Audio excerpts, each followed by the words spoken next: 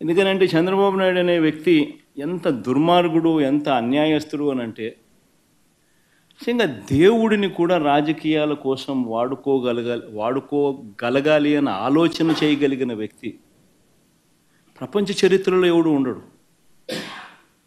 ఇంత అన్యాయస్తుడు ప్రపంచ చరిత్రలో ఎవడు ఉండడు. దేవుడు నీ రాజకీయాల కోసం ఉపయోగించుకోవాలి అని ఆలోచన చేయగలిగిన దుర్మార్గమైన మనస్తత్వం ఒక చంద్రబాబు నాయుడు గారికి మాత్రమే ఉంటాయి. నిజంగా ఇది ఎంత దారుణమైన డైవర్షన్ పాలిటిక్స్ అంటే, ఒకవైపున 100 రోజులు చంద్రబాబు నాయుడు గారి పరిపాలన మీద ప్రజలందరూ కూడా చంద్రబాబు నాయుడు మీద కోపం వెలుపుచుతూ ఉన్నారు. ఏమైనా మా సూపర్ 6లు, ఏమైనా మా సూపర్ 7లు అని చెప్పి ప్రజలు నిలదీస్తూ ఉన్నారు. ఇలాంటి నేపథ్యంలో ప్రజల మనసును డైవర్ట్ చేసేందుకు చంద్రబాబు నాయుడు చేస్తూ ఉన్న అతి దుర్మార్గమైన ఆలోచన ఈ కట్టుకథ. నిజంగా ఈ కట్టుకథ ఎంత దుర్మార్గము అనేది నేను మీ అందరికీ కూడా ఒక కొద్ది నిమిషాలు మీ టైంలో ఇస్తే నేను ఎక్స్ప్లెయిన్ చేస్తా. మీరే ఆలోచన చేయమని చెప్పి కూడా మిమ్మల్ని అందరినీ కూడా నేను కొడతా ఉన్నా. ఇంత దుర్మార్గపు పని చేయగలుగుతారా ఎవరైనా? చేయడం ధర్మమేనా అని అందరూ ఆలోచన చేయమని అడుగుతా ఉన్నా. ఎందుకనంటే కారణం ఏమిటనంటే, ఈరోజు తిరుమలకు స్వామివారికి వచ్చే ఈ నెయ్యి, ఈ తిరుమలకు వచ్చే ఈ నెయ్యి చంద్రబాబు నాయుడు గారు అన్న మాటలు దీనికి సంబంధించి, ఈ నెయ్యిలో కల్తీ జరిగింది అంటూ తాను అన్న మాటలు నిజంగా ఎంత దారుణమైన మాటలు అంటే, నాశరికమైన ఇంగ్రీడియంట్స్ వాడారని, తిరుపతి లడ్డులో యానిమల్ ఫ్యాట్ గీక్ బదులు వాడినారని,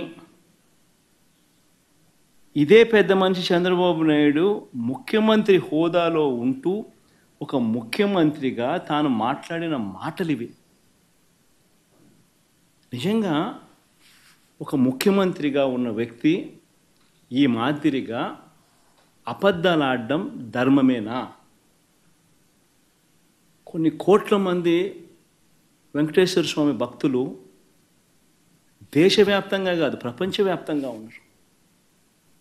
వారందరి మనోభావాలతో ఆడుకోవడం ధర్మమేనా? నిజంగా అసలు ప్రొసీజర్ ఏంది, ప్రక్రియ ఏంది, ఎలా జరుగుతుంది అన్నది నిజంగా కూడా అందరూ ఒక్కసారి ఆలోచన చేయాలి. ఈరోజు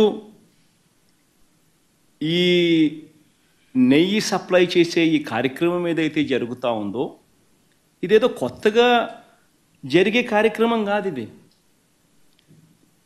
ప్రతి 6 నెలలకు ఒకసారి ఇది రొటీన్గా రెగ్యులర్గా జరిగే కార్యక్రమం. ప్రతి 6 నెలలకు ఒకసారి ఆన్లైన్లో టెండర్లు పిలుస్తారు.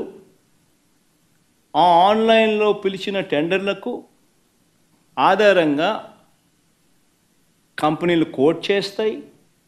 L1 ఎవరికి వస్తారో వాళ్ళని బోర్డు అప్రూవ్ చేస్తుంది. ఇది రొటీన్గా 6 నెలలకు ఒకసారి రొటీన్గా జరిగే కార్యక్రమం.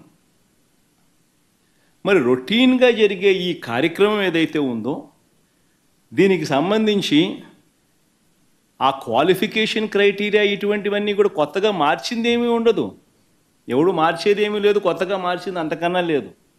ఎప్పటి నుంచో జరుగుతున్న ఈ క్వాలిఫికేషన్ క్రైటీరియా తిరుమల తిరుపతికి సంబంధించిన వెంకటేశ్వర స్వామికి సంబంధించిన లడ్డు అనేది ఎంత ప్రసిద్ధి కాంచిన లడ్డు అంటే, దానికి సంబంధించిన లడ్డు తయారీలో వాడే ఈ నెయ్యి కానీ వాడే ఇంగ్రీడియంట్స్ కానీ ఇవన్నీ కూడా దశాబ్దాలుగా జరుగుతూ ఉన్నాయి. ఇవన్నీ ప్రొక్యూర్మెంట్ ప్రాసెస్ అనేది.